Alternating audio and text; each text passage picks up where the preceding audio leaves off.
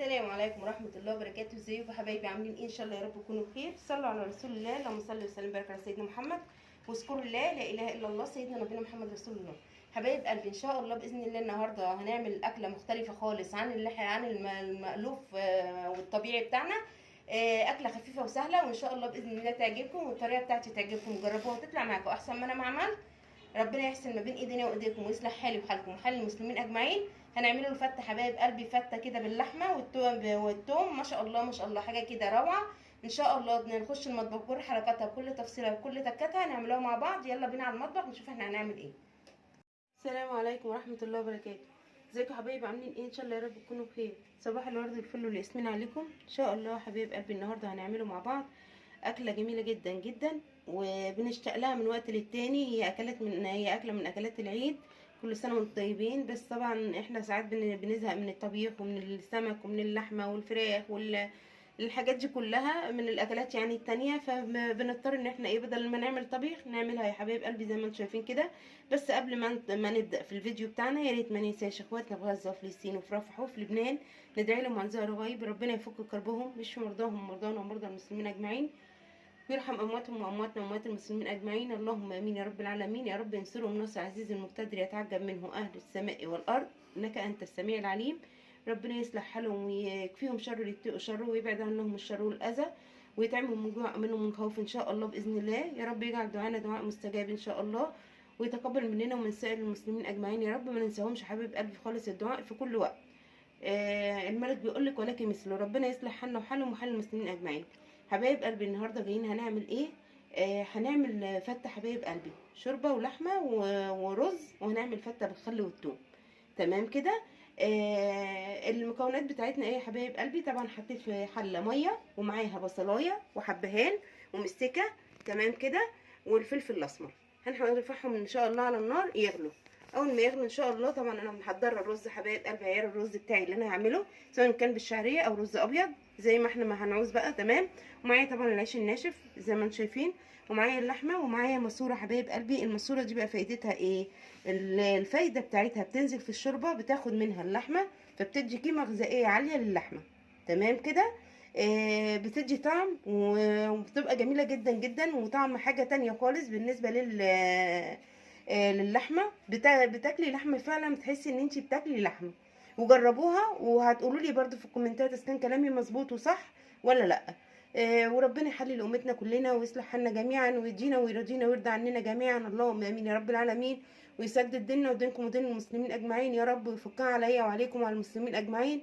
اللهم امين يا رب العالمين، انك انت السميع العليم. اللهم تقبل، اللهم استجب. حبايب قلبي النهارده زي ما انتم شايفين كده، باذن الله هرفع الميه على النار. واول ما تغلي هنبدا ان احنا نكمل بقيه وصفتنا، وخليكم معايا.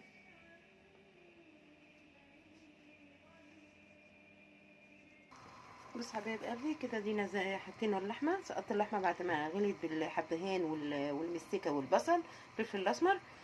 لمينا الريمه حبايب قلبي، وكل ريمه هتطلع هنلمها كده زي ما انتم شايفين. تمام كده.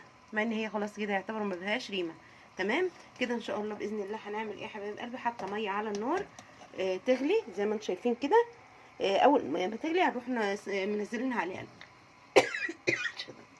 يا رسول الله. وبعد كده اول ما تغلي ان شاء الله هنروح حاطين الميه على الشوربه بتاعتنا.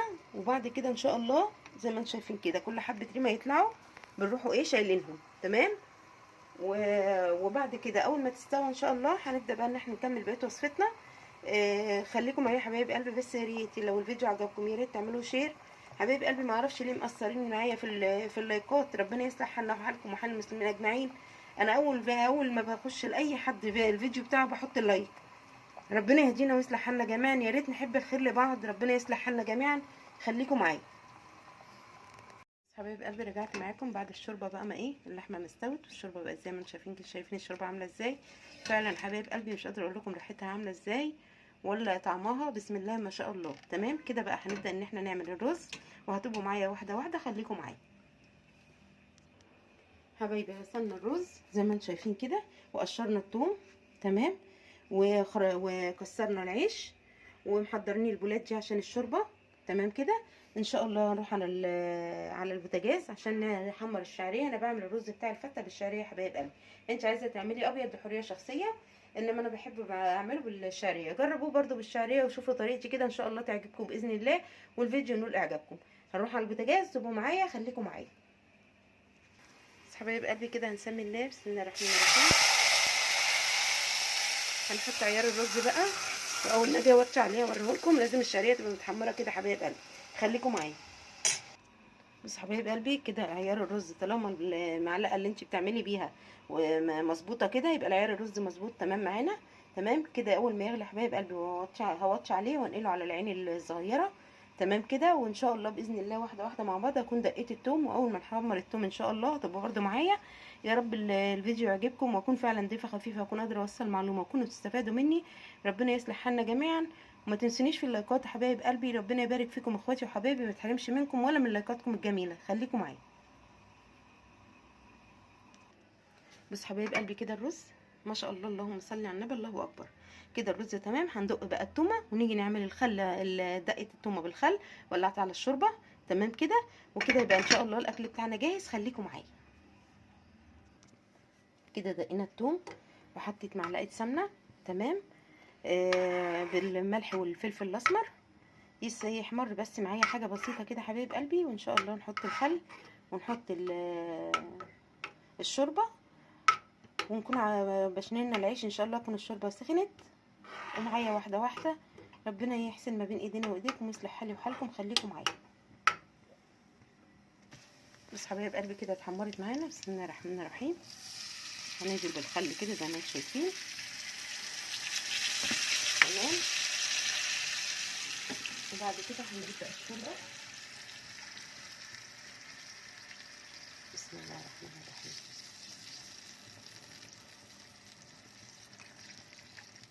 وبكده معانا الدقه بتاعت الخل حبايب قلبي والثوم كده جاهزه. تمام. عبال بس ما نبشن من العيش، ولما اجي افضيها على الرز والعيش ان شاء الله تبقوا معايا، خليكم معايا.